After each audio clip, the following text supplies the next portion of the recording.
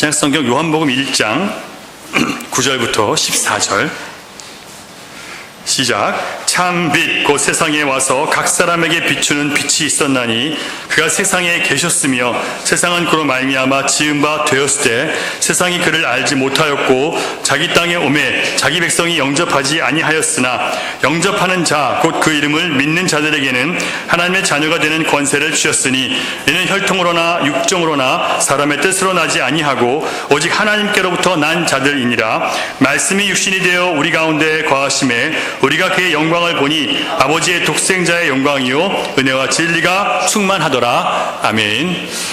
부활절 메시지하고는 별로 관계없는 것처럼 보이는 말씀이지만 여러분, 부활이라는 게요, 은혜와 진리가 충만하신 예수 그리스도께서 그 은혜와 진리를 완성하신 게 바로 부활이에요. 자, 예수 그리스도께서 십자가에 죽으시고 다시 살아나심으로 믿는 자들에게 어떤 일이 벌어진지 여러분 아시죠? 여러분에게 무슨 일이 벌어졌습니까? 여러분들을 두렵게 하던 죽음의 권세와 힘이 다 이제는 사라졌어요. 전에는 죽는 게 무서워서 굶어 죽을까봐, 맞아 죽을까봐, 또 뺏겨서 죽을까봐, 사업하다가 망해서 죽을까봐, 실패해서 죽을까봐, 병들어 죽을까봐, 모든 것이 죽을까봐 두려웠는데 이제는 이 죽음의 권세가 더 이상 여러분들을 누르지 않아요. 그래서 죽을까봐 두려워서 죄를 짓지 않아도 되는 거예요. 죽을까봐 두려워서 세상과 타협하지 않게 된 거예요. 이게 능력이에요, 여러분. 믿는 자에게는 죽음은 이제는 더 이상 절망과 고통과 두려움의 상징이 아니라 이제 영원한 생명으로 돌아가는 생명의 문, 영광의 문이 된 거예요. 그런데 사탄은요, 무슨 일을 한 줄 아세요? 무슨 요즘 세상에 사탄이야. 여러분, 사탄은요, 지금 그 어느 때보다 강력하게 역사하고 있어요. 누구를 통해서요? 지식층들을 통해서. 철학자들과 지식층들을 통해서 사회의 지도자들을 통해서 강력하게 역사하고 있어요. 철학자들이, 세속주의 철학자들과 인본주의적인 세계관을 가진 사람들, 인간이 삶의 중심이라고 생각하는 사람들이 무슨 얘기를 하고 다니냐면요, 죽음의 두려움과 죽음의 고통을 자꾸 미화시켜요. 미화시킨다는 게 무슨 얘기인지 아시죠? 자꾸 그건 좋은 거야, 아름다운 거야, 괜찮은 거야, 이렇게 얘기를 해요. 그렇게 되면 어떤 일이 벌어지는지 아세요? 죽음 앞에서 인간은 겸손해지거든요. 자기에게 죽음이 닥치면 어떻게 돼요? 나도 죽는구나. 그 앞에 갑자기 겸손해지고, 혹시 죽음 이후에 어떤 일이 벌어질까 봐 두려워서 그렇게 못되게 살던 사람도 갑자기 그 앞에서 그렇게 좀 숙연해지고 이런 분들이 생겨나거든요. 이게 뭐예요? 죽음 앞에 사람이 잠깐 겸손해져서 조금 더 하나님을 찾을 수 있는 그런 계기가 인간의 본질 안에 있는데, 지금 죽음을 어떻게 만들어요? 자꾸 아름다운 것이고 좋은 것이고 편안하게 만들면 하나님을 찾을 수 있는 가능성을 사탄이 막아버리는 거예요, 지금요. 그들은 죽음에 대해서 이렇게 얘기를 해요. 삶이 자연스러운 것인 것처럼 죽음도 자연스러운 일부이고 결코 죽음은 두려워할 것이 아니다. 어차피 생명체는 흙에서 왔다가 흙으로 돌아가며 덕분에 흙은 또 다른 생명을 길러낼 수 있으니까 이건 아주 괜찮은 거다, 이렇게 얘기를 해요. 자, 여러분, 흙이 흙으로 돌아가는 건 맞아요. 육신은요. 하지만 뭐가 있어요? 영혼이 있죠. 주님이 만드신 하나님의 형상을 담은 영혼이 있는데 그거에 대해서 말을 못해요. 왜냐하면 하나님을 인정하지 않으니까 그 얘기를 하지 않는 거예요. 그러니까 결국 죽으면 끝이라는 거예요. 어차피 인생은 다 죽는 거야. 죽음을 자연스럽게 생각하고 부담 없이 받아들이고자 하는 이 세속주의자들의 관점이 점점 문화 깊은 곳으로 파고들고 있어요. 아이들의 문화도 굉장히 조심해야 됩니다. 여러분, 답이 되는 기독교라는 책을 제가 계속 보고 있다고 말씀을 드렸는데, 거기 책을 보니까 디즈니 만화 영화 중에서 아주 유명한 라이언 킹이라는 영화 있어요. 여러분 보셨죠? 저도 어렸을 때 애들 때문에 많이 봤거든요. 한 번 보는 게 아니라 수십 번 봐야 돼요. 같이 앉아서 봐야 되니까. 그런데 라이언 킹이라는 그 영화를 보면 푸른 초원에 풀을 뜯고 있는 이 영양대를 바라보면서, 사슴 비슷한 그런 동물인데 영양대가 쫙 펴져가지고 풀을 뜯고 있는데 아빠 사자가 어린 사자를 가르치는 거예요. 얘야, 사자는 영양을 잡아먹지만 결국 사자도 죽어서 풀의 비료가 되는 거야. 그러면 그 풀은 또 누가 먹어? 영양이 먹잖아. 그러니까 어차피 우리는 이 삶의 거대한 고리 안에서 다 연결되어 있는 거야, 이렇게 얘기를 해요. 자, 죽음은 삶의 일부이지 두려움의 대상이 아니야 라고 얘기하는 게 누구랑 똑같아요? 아까 말씀드린 세속주의 죽음에 대한 관점과 똑같은 거예요. 세상은 지금 아이들에게 죽음을 두려운 것이 아니라고 가르치려고 하는 거예요, 계속요. 여러분, 아이들도 죽음에 대한 두려움이 있어요. 저도 어렸을 때 죽음에 대한 두려움을 느낄 수 없고요. 여러분, 제 아들도 죽음이 뭔지 물어보고 두려워하더라고요.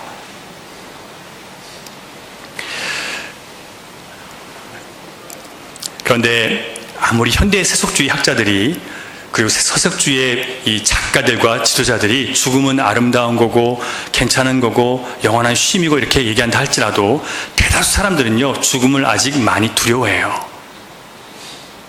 자, 철학자 피터 크리프트의 책을 보면 7살 난 소년의 이야기가 나오는데 7살 난 소년에게 3살짜리 사촌이 있었어요. 7살 난 이 소년에게 3살짜리 사촌은 정말 귀여운 사촌이었고 동생이 생겨서 너무 좋아했었어요. 그런데 이 사촌이 죽으니까 그 아이가 엄마에게 물어요. 엄마, 이제 내 사촌은 어디 간 거예요? 이 엄마는 무신론자거든요. 하나님을 안 믿어요. 그러니까 천국이 있다는 말은 못해요. 여러분, 하나님을 안 믿는 사람이 천국을 얘기할 수는 없어요. 그러니까 죽음 이후의 세계에 대해서 믿지 않으니까 뭐라고 얘기했냐면 네 사촌은 지금 흙으로 돌아간 거야. 우리는 다 거기서 왔단다. 그러면서 죽음은 삶의 일부야. 그러니까 내년 봄에 흙에서 새로 꽃이 피어나는 건 네 사촌의 생명이 꽃의 비료가 돼서 다 나오는 거야. 이렇게 얘기를 했어요. 그러더니 애가 소리를 버럭 지르면서 뛰쳐나가요. 울면서.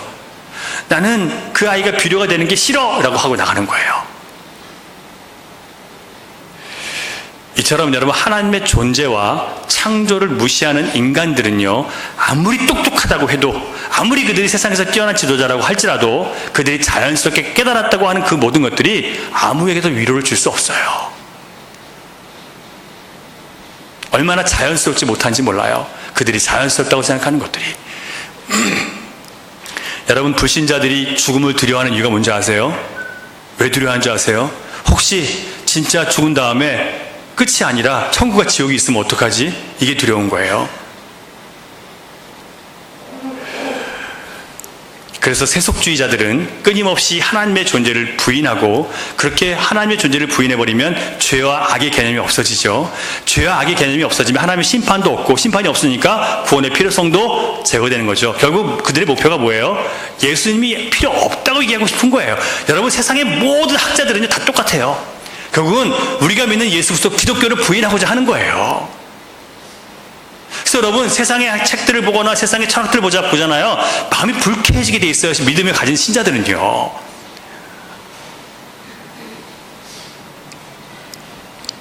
여러분,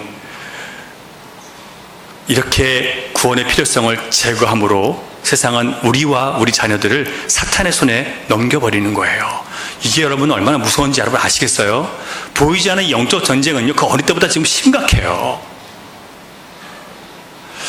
그러나 여러분, 죽음은 절대로 자연스럽고 아름다운 것이 아니에요. 한국에서 제가 장례식을 치를 때마다, 한국에서는 관이 보여요, 안 보여요? 이렇게 이 꽃 화환 뒤에 있잖아요. 그래서 안 보여요. 그래서 가족들이 마지막으로 입관을 할 때, 입관 예배를 드릴 때 목사가 입관하는 데 들어가서 하거나 따로 예배를 드리지만 입관하는 걸 보게 되어 있어요.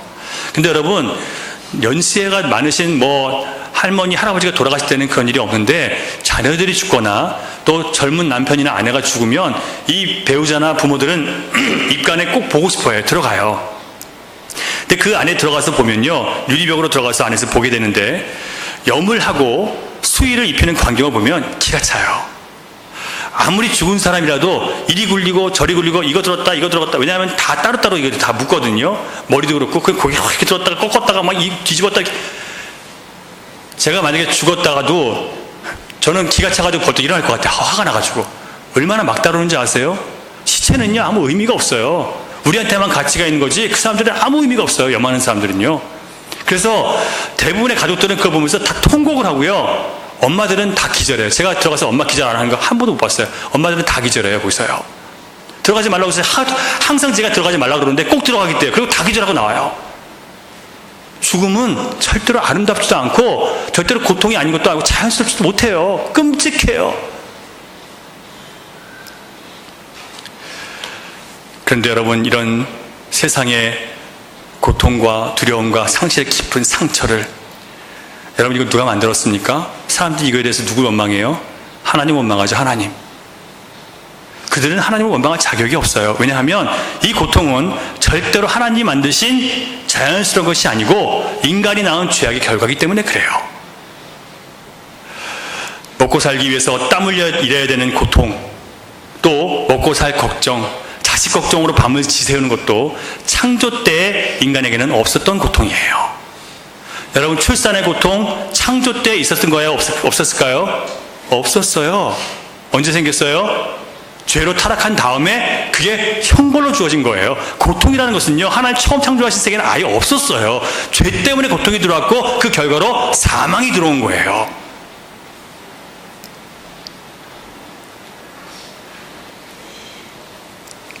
그런데 놀랍게도 세상 그 누구도 참 빛이신 예수 그리스도께서 진리의 빛을 비춰주지 않으면요, 인간이 나이들어 죽는 것을 절대 죄의 결과로 보지 않고 그냥 자연스럽게 죽은 거야, 나이 들어서 죽은 거야, 이렇게 얘기를 해버려요.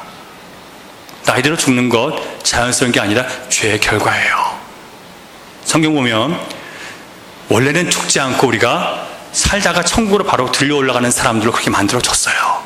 근데 죄로 인해서 죽게 된 거예요.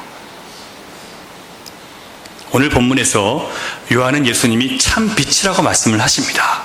여러분, 참이라는 뜻은요, true, 그리고 origin이라는 뜻이 있어요. 그러니까 기원의, 본질의, 그리고 본체, 가장 중요한 핵심이라는 거예요. 자, 태양은 빛이 나지만 태양의 빛은 참 빛이 아니에요. 왜냐하면 그 빛은 모든 것을 꿰뚫어 볼 수 있는 게 아니고 예수 그리스도가 빛이라는 것을 상징적으로 보여주기 위해서 주님께서 이 세상 가운데 보여주신 거예요. 자, 그러면 우리 저 빛을 바라보면서 빛이 올라오기 시작하면 모든 어둠들이 사라지죠. 그래서 어두웠던 것에서 다 드러나기 시작해요. 하지만 이 지붕 안에 있는 우리들은 이 불을 끄면 어떻게 될까요? 깜깜해요. 여러분, 제 얼굴도 안 보여요. 여기는요, 되게 깜깜해요. 자, 태양빛이 밖에 있지만 뚫고 들어옵니까? 못 뚫고 들어오죠? 참빛이 아니기 때문에 그래요. 참빛이신 예수님의 말씀의 진리는요, 우리의 마음 구석구석까지 내가 숨기 깊은 것까지 다 뚫고 들어와서 다 드러내요. 그걸 참빛이라고 얘기하는 거예요. 예수님은 참빛이세요. 그리고 하나님은 그 참빛이 우리 모두를 비치기를 원하세요. 그리고 그 빛 아래서 우리가 살기를 원하세요. 그런데 11절을 보면 그 빛이 세상에 오셨을 때 아무도 알지 못했다라고 얘기를 해요. 빛이 왔는데 아무도 알지 못해요. 참빛이신 하나님의 아들이 만드신 그 땅에 왔고 하나님의 소유인 그 백성들에게 왔는데도 아무도 못 알아보더라는 거예요. 왜 그런 줄 아세요? 이 말은 세상 사람들 중에서 아무도 자신의 창조자가 하나님이시고 자신이 하나님의 소유라는 것을 아는 사람이 없기 때문에 못 알아보는 거예요. 여러분, 우리가 타락한 이후에 그 어떤 사람도 자기가 하나님의 소유이고 하나님이 나를 창조하셨다는 것을 아무도 그렇게 받아들이지 않는다는 거예요. 하나님이 계시해 줘야만 그걸 깨달을 수 있어요. 여러분, 우리의 지혜와 우리의 지식은요, 어두워졌어요. 그래서 우리가 깨닫고 우리가 아는 모든 것들은 다 제한적이고 다 한계가 있고 다 완전하지 못해요. 오늘은 완전한 것 같은데 내일은 부족해요. 이게 우리 지혜예요. 그러니까 우리 지혜를 믿고 살면 큰일 나는 거예요. 여러분, 죽을 때까지 여러분의 경험을 믿으면 안 돼요. 그 평생의 경험이 여러분들 시험에 되게 할 수 있어요. 오직 주님의 말씀만이 진리이기 때문에 그래요. 여러분, 모든 사람들은요, 다 자기 인생이 누구 건 줄 알고 살아요? 여러분, 예수님 믿기 전에 여러분 인생이 누구 건 줄 알고 사셨습니까? 내 건 줄 알고 살았잖아요. 아니에요? 여러분 인생 여러분 건 줄 알고 사셨어요. 저도 마찬가지였어요. 그리고 이 세상 누가 만들었다고 생각했어요? 그냥 생겼다고 생각했죠. 학교에서 배운 대로 우연히 진화 때문에 생겼다고 생각하고 살았죠. 왜 그래요? 하나님의 진리의 빛이 없이는요, 모두가 다 그렇게밖에 생각할 수 없게 되어 있는 거예요.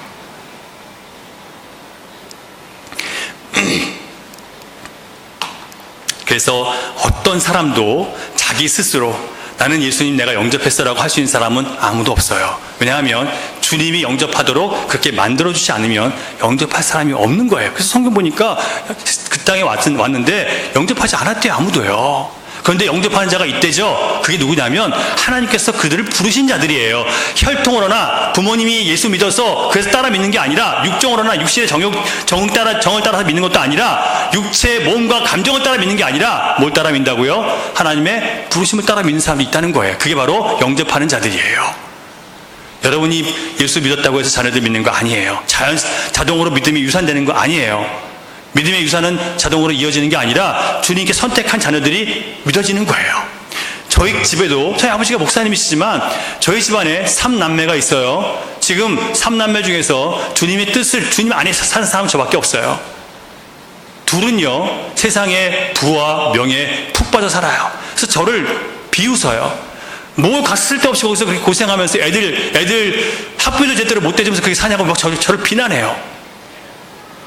여기 와 있는, 한국에 와 있는 아들 책임도 못 지면서 왜 여기다 데려다 놨냐고 저를 비난해요.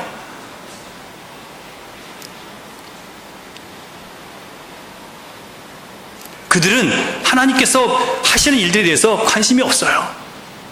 여러분, 저희 누나가요, 지금 미국계 의료 생산 회사에 지금 부회장이에요. 돈도 많고요. 또 명성도 있어요. 한국에 있는 대형 대학병원들 거기 병원장들하고 다 친해요. 왜냐하면 거기다 이런 자기 회사에서 나오는 것들을 판매하기 때문에 그런 부분과 거기만 있는 게 아니라 싱가포르, 중국, 러시아, 인도네시아, 말레이시아 안 가는 데가 없어요. 그 일을 저희 누나가 다 개척했기 때문에 굉장히 인정을 받아요. 그래서 부회장이 된 거예요, 한국 사람이. 근데 그러면 뭐예요? 하나님과 하나님의 뜻을 무시해요. 하나님의 뜻보다 항상 자기가 앞서가요. 자기가 똑똑하기 때문에 못 따라가는 거예요. 근데 그 똑똑하다는 그 머리로 하나님이 인정해요? 못하더라고요. 세상의 똑똑함과 세상의 지식은요, 절대 주님을 인정하지 않아요. 주님이 그렇게 하셔야만 되는 거예요.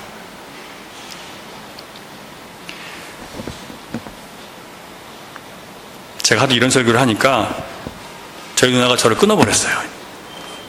왜냐하면 자기는 항상 그런 길을 살아가는데 저는 항상 반대 길을 걸어가잖아요. 그러니까 듣기 싫으니까 저와의 관계를 끊어버렸어요. 이게 복음의 능력이에요, 여러분.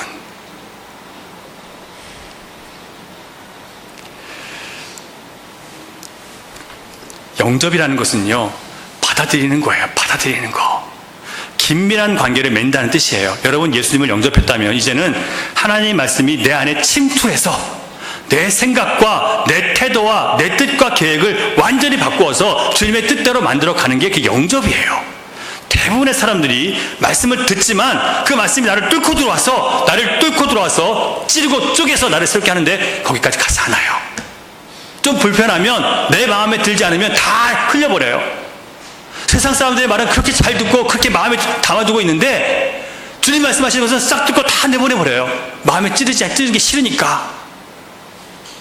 나를 변화시키는 그 말씀이 싫으니까 부담스러우니까 다 그냥 제거해버리는 거예요.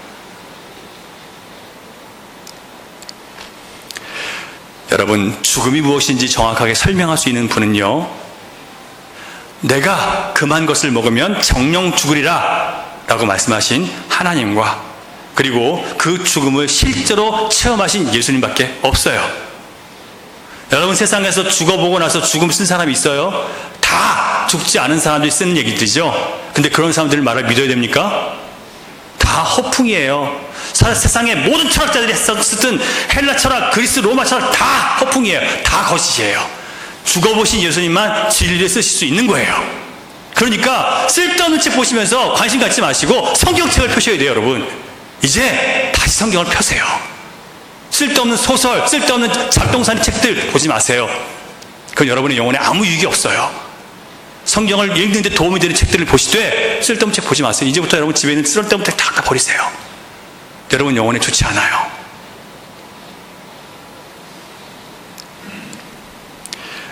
예수 그리스도를 거부한 사람들 참 많죠.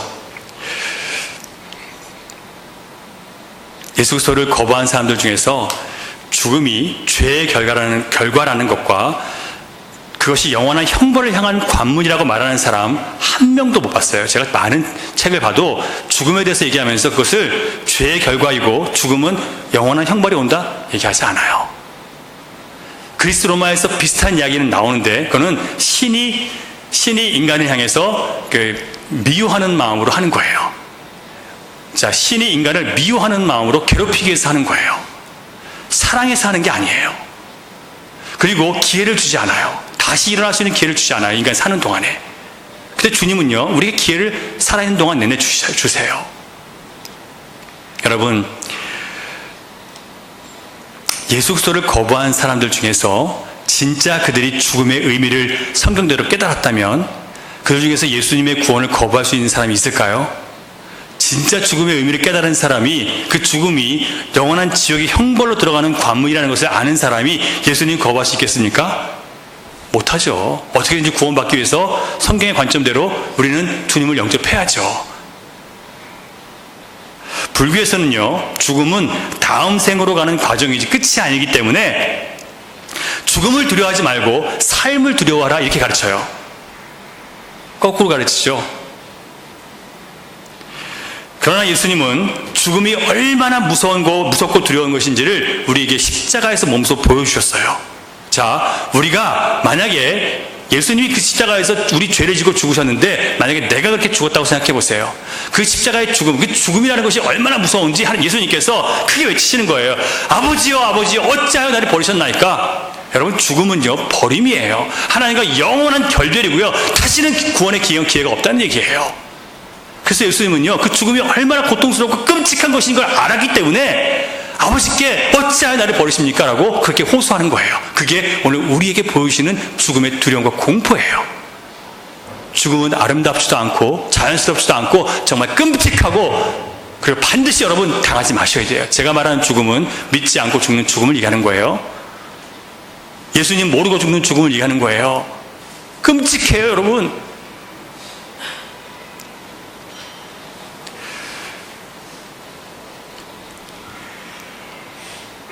예수님은 가룟 유다를 향해서 차라리 태어나지 않고 죽는 것이, 차라리 태어나지 않는 것이 차라리 더 좋을 뻔했다. 죽음의 끔찍함, 지옥 형벌의 끔찍함을 아시기 때문에 그렇게 말씀을 하시는 거예요. 예수 안 믿고 편안하게 부유하게 자기 자신의 만족과 성공을 위해서 잘 살다가 편안하게 죽은 사람도 있죠, 여러분. 그런 사람들 보면 그 예수 믿어봤자 소용도 없다는 얘기 많이 생각 드시죠? 자, 시편 73편을 보면 우리가 그런 사람들을 절대 부러워하지 않을 수 있는 그런 말씀들이 나와요. 하나님을 경외하지도 않고, 그리고 악인이에요. 근데 항상 편안하고 부유하고 거만해요. 자식들도 잘 낳고 잘 됐어요. 장수예요. 그리고 편안하게 죽었어요. 사람들이 막 이렇게 와서 위로도 많이 편안하게 죽었어요. 시편 기자가 열받아가지고, 악인은 저렇게 형통한데 왜 나는 하나님 경외하고 살아가려고 하는 나는 왜 이렇게 힘들게 살아야 됩니까? 그러면서 막 이 인생의 불공평함에 대해서 토로하는 거예요. 어떻게 이럴 수 있냐고. 그 시의 결론이 뭔지 아세요? 그는 편안해 죽은 게 아니라는 거예요. 시편 기자가 하나님의 성소에 들어가 보니까 그들의 종말이 무엇인지를 깨달았다는 거예요. 하나님의 심판대 앞에 갔는데 그들의 종말이 뭐라고요? 살 때는 다 좋게 사는 것 같은데 죽고 나서 어떻게 됐다고? 그들의 영혼은 끔찍한 지옥 고통 가운데 지금 고통당하고 있다는 거예요. 그걸 보고 나니까 그들이 인생 가운데 아무리 잘 먹고 잘 살았다 하더라도 하나도 부러워할 게 없다는 거예요. 이게 진실이에요, 여러분. 그래서 여러분, 믿지 않는 사람들 잘 먹고 잘 사는 거, 편하게 죽는 거 부러워하지 마세요. 그게 전부가 아니에요. 그러면서 이 시편 기자가 뭐라고 고백하는 줄 아세요? 내가 이같이 우매무지함으로 주 앞에 짐승이오나 내가 항상 주와 함께하니 주께서 내 오른손을 붙드셨나이다. 우리가 이런 사람들이에요. 우리가 세상 가운데 주님을 원망하는 일들이 많이 있죠. 하나님이 나한테 이런 일 저런 일 있습니까? 세상이 왜 이렇습니까? 원망하는 일이 많이 있죠. 그게 주님 앞에 나가서 깨닫게 되면, 주님이 깨닫게 해주시면 다 뭐예요? 다 내가 잘못 깨닫고 있는, 내가 무지해서, 내가 무식해서 못 깨닫고 있는 것이지 주님이 우리에게 잘못하신 게 없다는 거예요. 다 내가 짐승처럼 어리석기 때문이라는 거예요. 그래서 우리는 주님의 돌보심과 주님의 손길이 필요한 사람인 거예요. 우리의 머리로 안 돼요. 우리 지식으로 안 돼요. 능력으로 안 돼요. 주님의 손길과 돌보심이 반드시 있어야 되는 거예요. 여러분들이 아무리 세상에서 다 똑똑하다고 인정해줘도 소용없어요. 오늘 본문에서 우리는 하나님의 아들이 모든 인간을 사로잡고 있어서 죄와 죽음의 권세를 사로잡고 있는 이 죄와 죽음의 권세를 어떻게 무너뜨리는지를 보게 됐어요. 14절 말씀 같이 한번 다시 읽습니다. 시작. 말씀이 육신이 되어 우리 안에 우리가 아버지의 독생자의 영광이요 은혜와 진리가 충만하도다. 여러분, 여기서 우리 안에 거하신다는 뜻은 무슨 의미가 있냐면 우리 안에 장막을 치다는 뜻이에요. 장막. 텐트를 우리 안에 치시는 거예요. 자, 이스라엘 백성들에게는 성막이 어디 있었습니까? 처음에는 그 진영 안에 있었는데 나중에 이스라엘이 하나님을 거역하고 죄악을 범한 다음에 어디가 있어요? 영궁 밖에, 그 진영 바깥으로 이 성막이 나가 있었어요. 그런데 이 성막이 이제 어디로 들어왔어요? 여러분, 집들에 있는 게 아니라 우리 마음 안으로 들어왔어요.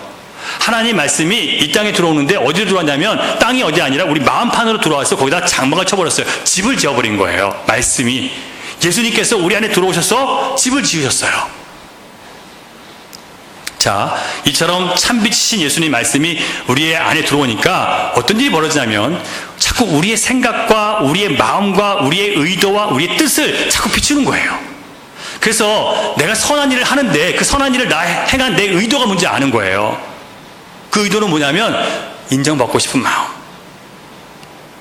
내가 교회에서 헌신을 많이 했는데 누구보다 더 수고를 했는데 그 한 이유가 뭐냐면 그 안에 내가 나도 그래도 저 사람들이 나를 좀 알아주길 바라는 마음. 이게 누가 보여주는 마음이라고요? 진리에 비치신 예수님의 말씀이 내 안에 장막을 치니까 이게 내 안에 역사를 일으키기 시작하는 거예요. 전에는 그 부끄러운 줄 몰랐어요. 근데 말씀이 내 안에 들어오니까 뭐가 생각나요? 또 내가 이렇게 한심하게 이것도 내 자기 의로 삼고 있었구나. 그런 마음이 드는 거예요. 여러분, 장막이 쳐진 사람들은 반드시 이런 생각들, 그러니까 내 안에 숨겨진 모든 악한 의도들이 다 드러나는 거예요. 미치겠죠. 그래서 방법은 하나예요. 그 죄들을, 그 악한 생각들과 마음과 의도들을 쫓아내든지 아니면 말씀을 쫓아내는 것밖에 없어요. 어떻게 하시겠습니까? 그런데 말씀이 우리 안에 장막을 쳤기 때문에 이 괴로움, 이 갈등이요 죽을 때까지 안 끝나요. 그럼 어떻게 해야 되겠습니까? 결국 우리 악한 의도와 나쁜 생각을 물리칠 수밖에 없는 거예요. 이게 부활하신 예수 그리스도를 영접한 자들 안에만 있는 역사들이에요. 그래서 제가 미치겠어요. 저는 정당한 일을 했음에도 불구하고 정당하게 제가 화를 내면 그 정당한 화를 낸 것 가지고 또 하나님은 그래도 네가 화만 내면 안 된다고 또 내 안에 말씀하세요. 미쳐버리는 거죠. 하나님, 나도 좀 화 좀 내면 안 돼요? 나도 좀 화 좀 내고 삽시다 좀. 나 어쨌든 병 걸리겠습니다 이러다가 내가 그냥 우라통 터져가지고 막 이런 마음에 드는 거예요. 근데 또 거기다 하나님 또 말씀하시는 거예요. 누가 미쳐요? 내가 미치죠. 그러니까 결국은 어떻게 해야 돼요? 내가 내 마음을 내려놔야 되는 거예요. 이게 장막이 우리 안에 처진 사람들의 모습이에요. 말씀이 자꾸 제 안에서 더러운 욕심들, 숨겨진 거짓들, 위선들, 나의 나태함, 부도덕함들 자꾸 환하게 드러내니까 여러분, 이게 정말 이게 사는 게 힘든 거예요. 다른 사람들과 싸울 필요가 없어요. 나 자신과 싸운다고 그 싸움이 전부예요, 사실요. 계속해서 14절을 보면 요한이 그리스도를 영접한 자들 안에 말씀으로 장막을 치신 예수 그리스도를 바라봤대요. 자, 예수 그리스도를 영접한 자들 안에 뭐가 쳐졌다고요? 말씀의 장막이 우리가 쳐졌어요. 텐트가 쳐졌는데 거기 예수님이 거주하세요. 그런데 그 안에 계신 예수님을 바라보니까 그 영광이 보이는데 어떤 영광이냐면 아버지의 독생자의 영광이다라고 얘기를 했어요. 자, 아버지의 독생자의 영광이라는 게 무슨 뜻이냐면, 자, 여기서 우리는 한국말은 독생자라고 했는데 외아들이라는 뜻이죠. 혼자 살아있는 아들이에요. 하나님께는 다른 아들이 없어요. 근데 영어로 보면 그냥 son이라고 나왔어요. 유일한 son이라고 나와 있는데 이거를 대체할 수 있는 이 헬라어는 모노게네스인데 이걸 대체할 수 있는 다른 단어가 없어요. 설명할 수밖에 없어요. 뭐냐면 하나님과 같은 본질의 유일한 분, 이게 길게 설명돼야 돼요. 하나님과 같은 본질의 유일한 분, 아들이라는 뜻이 아니에요. 하나님과 똑같은 성질과 똑같은 모양과 똑같은 영광과 똑같은 거룩함을 가지신 분인데 하나님과 그런데 독생하신 아무도 없어요. 그분 유일한 분이에요. 또 다른 분은 없어요. 그런 뜻이에요. 무슨 얘기냐면 예수님이 하나님이시고 하나님과 똑같은 성질과 영광과 거룩함을 가졌다는 얘기예요. 근데 그 영광을 보니까 뭐가 있다고요? 은혜와 진리가 충만하다. 그러니까 은혜와 진리는 누구의 성품이에요? 완전하신 하나님의 성품이지 인간의 성품은 아니에요. 어떤 사람도 은혜롭지 못하고요, 어떤 사람도 진리 안에 못 들어가요. 다 제한적이죠. 어떤 사람도 은혜롭지 못하다고, 난 좀 은혜로운 사람인데, 여러분, 모든 사람들은요 그 은혜에 한계가 있어요. 보상을 바라는 마음이 있어요. 내가 착한 일 해놓고도 내가 나 알아주기 바라는 마음이 있고, 그렇지 않으면 이걸 통해서 하다못해 누군가 나를 알아주기 바라는 마음이 아니라 내가 착한 일을 했다고 나 스스로 보람을 갖기를 원해요. 누가 나한테 상을 주는 거예요? 내 스스로 나에게 상을 주는 거예요. 그래, 내가 보람 있는 일을 했잖아. 누가 나 알아주지 않아도 그래, 난 보람 있는 일을 했어. 누가 나한테 상 주는 거예요? 내가 스스로 나에게 감정적으로 보상을 주는 거예요. 우리는 이런 존재예요. 순수한 마음으로 은혜가 주어지는 사람들이 아니에요. 우리는요. 이걸 누가 보여줘요? 주님의 성령께서, 말씀이신 주님이 우리 안에 거하시기 때문에 이게 다 보여지는 거예요. 그러니까 숨어있는 모든 이 잘못된 의도들이 다 드러나는 거죠. 근데 문제는 은혜는 그냥 다 받아주는 것이고 진리는 옳고 그름을 꼬치꼬치 따지는 거거든요. 그런데 이 잘못된 것을 다 받아줄 수 있는 그런 은혜와 또 꼬치꼬치 캐묻는 이 진리가 함께 갈 수 있습니까? 이거는 함께 갈 수가 없어요. 여러분, 꼬치꼬치 잘 캐묻는 사람도 있죠. 잘 받아주는 사람이 있어요. 집에서도요 막 따지고 막 괴롭히고 그런 엄마나 또 때는 아빠일 수도 있어요. 아빠일 수도 있어요. 왜냐면 저희 집은 아빠니까. 주로 엄마가 막 꼬치꼬치 캐묻고 막 이러는데 그 아빠는 어떻게 해요? 그냥 괜찮아, 다 그럴 때가 있는 거, 이렇게 해주죠. 이렇게 둘이 갈라지지 하나가 될 수 없어요, 사람은요. 근데 예수님 안에는 은혜와 진리가 서로 반대되는 게 충만하다는 거예요. 다 그게 완전 완성됐다는 거예요. 말이 안 되죠. 근데 이게 어떻게 완성이 됐냔 말이에요. 그게 바로 십자가로 드러나는 거예요. 십자가. 여러분, 십자가는 은혜와 진리 두 가지가 다 충족된 것을 십자가라고 얘기합니다. 한 영혼에게 진리의 참빛이 비춰지면 숨은 죄들이 드러나고, 그 죄가 드러나면 아무리 착하고 내가 의롭다고 생각하는 사람도 하나님의 율법의 요구 앞에서 얼마나 죄인인 걸 깨달아요. 떳떳한 사람 없어요. 여러분들이 혹시 여기서 나와서, 교회 나와서 나는 떳떳하다라고 생각하시는 분들이 계시면 여러분 다시 시작하셔야 돼요. 여러분, 예수님 못만한 거예요. 여러분, 떳떳한 사람은 아무도 없어요. 말씀 앞에 나오면 나올수록 자꾸 뭘 느껴요? 점점 더 내가 죄인 중에 괴수라는 것이 느껴지고, 점점 더 내가 형편없는 사람이라고 느껴지지, 내가 괜찮은 사람이구나 이렇게 생각할 수 없어요. 여러분, 그렇게 생각한다면 잘못 믿으신 거예요. 하나님 말씀을 떠난 거예요. 제가 성경적인 거예요. 왜냐하면 성경이 그렇게 얘기하고 있으니까. 나는 그냥 한 주간 동안 그냥 집에서 열심히 일만 하고 살았는데 내가 무슨 죄가 있다고. 예, 죄가 있어요. 주님 없이 나를 위한 삶 자체가 죄악이에요. 난 한 주간 동안 열심히 학교 다니면서 공부밖에 한 게 없는데 내가 무슨 죄가 있다고. 네, 나를 위해서 공부한 게 죄악이에요. 왜냐하면 나는 그 안에 또 나의 욕심과 나의 이기심이 그 안에 있기 때문에. 여러분, 우리가 이웃의 아픔에 무심했고 하나님 나라에 대해서, 하나님의 의에 대해서 무관심하게 살아갔잖아요. 이런 것들이 여러분 교회 나와서 주일마다 여러분 이게 느껴지십니까? 이런 찔림이 있으세요? 이게 누가 하시는 걸까요? 그런 찔림은요, 하나님의 말씀, 곧 우리 안에 장막을 쳐주신 하나님의 말씀, 영이 역사하는 거예요. 말씀을 들을 때 막 찌르는 거예요. 이걸 무시하면 그 사람은 안 변하고, 그걸 받아들이고 침투해서 나를 바꾸도록 하는 사람들은 변화되는 거예요. 아프지만 감당하셔야 돼요. 사랑하는 여러분, 아프지만 감당하시기 바랍니다. 그걸 감당하지 못하는 사람들은요 안 변해요. 그래서 자기 자식들에게 여러분 실족시키는 사람들이 돼요. 그 신앙이, 그 사람의 신앙이 자식들을 실족시키고 무너지게 만드는단 말이에요. 그렇게 사시겠어요, 여러분들? 여러분들 신앙 보면서 자식들이 참 우리 아버지 신앙 대단해, 우리 엄마 신앙 대단해, 그렇지 못하면 다 여러분 실족시키시는 거예요. 우리 아버지 사는 거 보니까 그냥 대충 믿어도 되는 것 같더라, 교회에서는 잘하면 되고 집에서는 그냥 마음대로 사시더라. 다 여러분 자식들에게 큰 악한 영향을 끼치시는 거예요. 믿는 거 아니에요.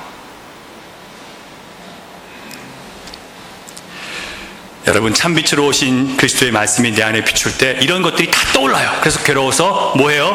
회개할 수밖에 없는 것이고, 이 죄악의 두려움 때문에 주님 나 정말 큰일 난대요. 나 어떻게 살아요? 나 이렇게 죄악밖에 없는데 나 어떻게 살아요? 라고 하는 그 순간에, 진리로 충만해진 그 순간에 뭐가 와요? 하나님의 은혜가 충만하게 임하는 거예요. 이런 나를 위해서 누가 죽으셨다고요? 예수님 죽으셨잖아요. 이렇게 주님의 진리 앞에서 완전한 죄인으로 드러나서 지옥에 들어가도 아무 할 말이 없는 사람이 됐는데, 그래서 그 지옥에 들어갈 나를 위해서 주님이 대신 맞아 죽으신 거예요. 그래서 예수님은 완전한 은혜인 거예요. 그 완전한 진리 앞에서 나를 대신해 죽으셨기 때문에 완전한 은혜로 나를 살려주신 거예요. 여러분, 지옥의 두려움이 우리를 사로잡을 때 우리는 내 힘과 노력으로 도저히 두려움을 잠재울 수가 없습니다. 여러분, 살면서 우리가 정말 말씀대로 우리가 말씀을 제대로 듣고 살았다면 지옥의 형벌로 내려가는 이 죽음의 두려움이 파도처럼 밀려와야 돼요. 여러분, 죽음에 대한 두려움 가져보셨어요? 지옥으로 들어가는 죽음의 두려움에 대해서 하나님 형벌에 대해서 여러분 생각해 보셨어요? 이 형벌이 얼마나 두려운지 깨달은 사람들은요, 주님 앞에 들어갈 수밖에 없어요. 예수님 안에 들어갈 수밖에 없어요. 그 지옥의 두려움이 우리를 사로잡을 때 우리는 나를 위해서 죽으신 예수의 손을 붙잡을 수밖에 없는 거예요. 그 십자가의 은혜로 죽음의 권세는 다 깨졌습니다. 예수님이 죽으실 때 어떤 일이 벌어졌습니까? 마태복음 27장을 보면 성소의 휘장이 찢어지고 바위가 터지고 무덤이 열리고 자던 성도들의 몸이 많이 일어났다라고 써 있어요. 성경에 마태복음 가서 보세요. 죽었던 사람들이 많이 일어났다는 거예요. 예수님이 다시 오심을 기다리면서 주님이 다시 오시면서 기다렸던 사람들이 주님이 부활하실 때 죽어 있다가 다 일어났어요. 그래서 나중에 어디로 왔어요? 성으로 들어와서, 거룩한 성으로 들어와서 사람들에게 자기 몸을 보였다고 성경에 기록되어 있어요. 그런데 많은 사람들이 이거는 다 믿는 사람들이 만들어낸 거짓말이라고 생각해버리면 의미가 없어지죠. 왜 이걸 보여주시는 거예요? 왜 기록했을까요? 예수님의 죽음은 정말 부활이고 많은 죽은 사람들이 살아난다는 것을 우리에게 보여주시기 위해서 그런 일들을 하나님께서 아들을 통해서 이루신 거예요. 예수님은 잠자는 자들의 첫 열매이고 죽은 성도들이 먼저 일어나고 그리고 사인 우리들도 뒤따라 갈 것, 그것에 대해서 말씀하시고 보여주신 거예요. 여러분, 세상은 예수 그리스도의 죽음과 부활을 가치 없이 여기고 그렇게 만들려고 얘기를 해요. 그래서 죽음은 자연스러운 것이고 절대 죄와 연결시키지 못하게 그렇게 얘기를 합니다. 원래 흙이었던 우리가 흙으로 돌아가는 거니까 또 다른 풀과 꽃으로 자라면 되니까 비료로 사용되면 되니까 이렇게 말하면서 하나님의 형상을 닮은 인간을, 영혼을 한 줌의 흙으로 전락시켜 버리는 거예요. 세상에 속지 마시기 바랍니다. 전도서 3장 21절은 분명히 이렇게 얘기하고 있어요. 인생들의 혼은 위로 올라가고 짐승의 혼은 아래 곧 땅으로 내려가는 줄을 누가 알랴? 누가 알아요? 하나님의 백성들만 아는 거예요. 하나님이 계시해 준 것을 듣는 사람만 아는 거예요. 물론 오랫동안 이 말씀들이 있었기 때문에 이걸 빌려서 쓰는 많은 거짓된 사람들이 있을 뿐이죠. 생기를 불어넣으셔서 영혼을 만드신 하나님이 우리가 죽은 다음에 그 영혼을 거두신다고 분명히 말씀해 주셨습니다. 우리의 육신 또한 겨우 식물의 비료나 되라고 존재하는 게 아니라는 것을 우리가 알아야 돼요. 우리의 육신 썩어서 비료되라고 하나님 우리 육신 주신 거 아니에요. 우리가 하나님의 형상을 따라서 지어진 존재임을 성경을 통해서 알고 믿는 사람들은 그 육신마저도 주님이 존귀하게 쓰세요. 절대로 비료로 안 만드세요, 여러분. 또 한 사람들의 영혼을 싹트게 할 수 있는 영혼의 걸음이 될 수 있어요. 사진을 한번 보시겠습니까? 자, 여기 이게 어디냐면 합정동의 양화진이라고요. 선교사 무덤이에요. 선교사 묘지인데 여기 지금 한 50개 정도 보이는데 이 묘지가 무덤이 한 70에서 80cm 정도 되는 거예요. 조그매요. 다 뭔지 아세요? 선교사님들 아기들이 죽은 무덤이에요. 한국에 와서 죽은 많은 선교사님들이 아기들 무덤에 가면요, 요만한 게 이렇게 있는데 보면 가슴이 찢어져요. 도대체 예수 그리스도가 어떤 분인데 자기의 자녀들의 생명도 아끼지 않고 자기들의 생명도, 거기서 죽은 많은 선교사님 죽은 무덤은요 여기 잔뜩 있어요. 이 주변에요. 요건 조금밖에 없는 거예요. 선교사님들은 엄청나게 많이 죽어 있어요. 자기도 죽고 아이들을 희생시키면서 도대체 무슨 이 걸음, 여러분 우리가 그냥 땅에 비료가 된 겁니까? 뭐 한 거예요? 이 작은 생명들이 뭘 했어요? 기독교 국가가 돼도 하나님께서 이 땅, 우리 대한민국 땅에 얼마나 많은 신자들을 세우셨습니까? 지금도요 정말 잘 믿는 신자들 되게 많아요. 정말 주님 앞에 부름받아서 주님의 나라를 위해서 애쓰는 신자들 되게 많아요. 누가 그런 일을 익혔어요? 바로 이 생명들이 그 일을 한 거예요. 누구? 영혼을 믿고 부활을 믿고 영생을 믿는 자들, 그들의 자녀들이 이 일을 하는 거예요. 세상이 말하는 것을 따라가는 사람들은 그냥 비료나 되는 거고요. 우리는 영혼을 일으키는 생명의 걸음이 되는 거예요. 여러분, 무엇을 선택하시겠습니까? 우리가 무엇을 믿고 누구의 소유로 누구의 뜻과 계획을 위해서 살아가느냐, 그렇게 이것이 이렇게 위대한 차이를 만들어냅니다. 사랑하는 여러분, 부활하신 그리스도를 영접하셨다면 이제 그 참빛이신 그리스도의 말씀이 내 안에 장막을 치신 것이라는 것을 여러분 기억하시기 바랍니다.